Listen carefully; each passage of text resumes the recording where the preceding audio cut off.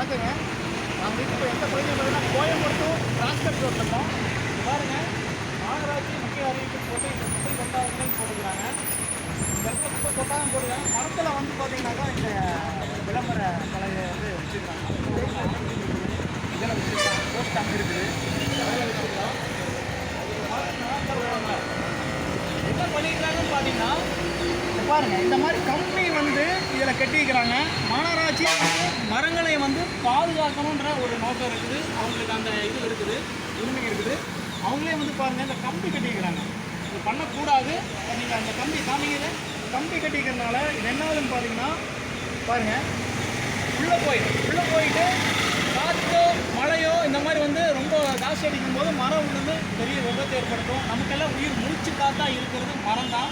எல்லாருமே மரத்தை வந்து பாதுகாக்கணும். எல்லாத்துக்கும் அந்த உரிமை இருக்குது. பாருங்கள், இந்த மாதிரி வந்து பண்ணக்கூடாது.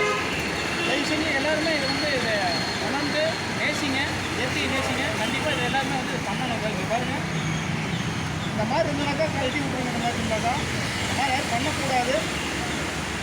சரிங்களா? பாருங்கள், எல்லாமே அப்படி பண்ணணும் தான். ஏற்கனவே எல்லாமே அவுட்புட்டு தான். எல்லாமே இந்த மாதிரி நிறைய மரங்கள் இது மாதிரி பண்ணிக்கிறாங்க.